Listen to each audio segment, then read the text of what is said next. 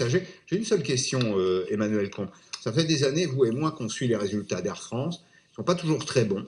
On a l'impression qu'il y a quand même un vent nouveau qui souffle dans cette entreprise qui n'est plus gérée par un haut fonctionnaire ou par un préfet. Ce n'est pas une faute, hein, d'être fonctionnaire ou préfet, mais à la tête d'Air France, on a besoin d'un chef d'entreprise.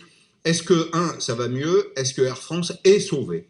Alors, est-ce que Air France est sauvée? Espérons-le, mais en tout cas, une chose est sûre, et je partage votre opinion, Pascal, on voit bien qu'il y a une nouvelle direction qui a été prise depuis un an, très clairement. Au moins sur le front social, il semble que les tensions soient apaisées. Qui dit tension dit aussi coût. N'oublions pas que le coût social des grèves de 2018, si je ne dis pas de bêtises, c'est de l'ordre de 330 millions d'euros. Donc ça a pesé fortement. On peut constater que Ben Smith a rétabli une forme de paix sociale. Maintenant, il a, je dirais, le plus difficile devant lui, c'est-à-dire résoudre le principal foyer de perte, vous l'avez dit, qui est en réalité le court, moyen, courrier.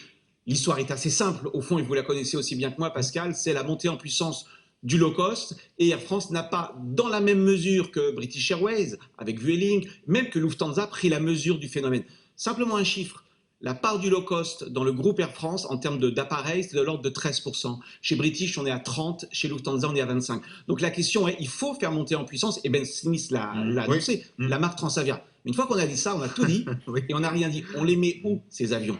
Certes, on peut ouvrir des bases en province, comme cela vient d'être annoncé sur Montpellier, mais à un moment donné, il va falloir s'attaquer à la question centrale, qui est celle d'Orly, et donc la question de que fait-on quand on est en concurrence avec des vols d'Air France? On voit bien les choix qui ont été opérés par British Airways, qui ont été de dire, dès lors qu'il s'agit d'alimenter ce qu'on appelle le hub de la plateforme, là c'est du British, mais lorsqu'on fait ce qu'on appelle du point à point, du Rome Orly, alors, ou même du Toulouse Orly, alors il faut laisser ça à du low cost. Donc la vraie question pour moi qui est devant Ben Smith, c'est qui dit monter en puissance dit quelle va être la place de Transavia dans ce nouveau modèle économique.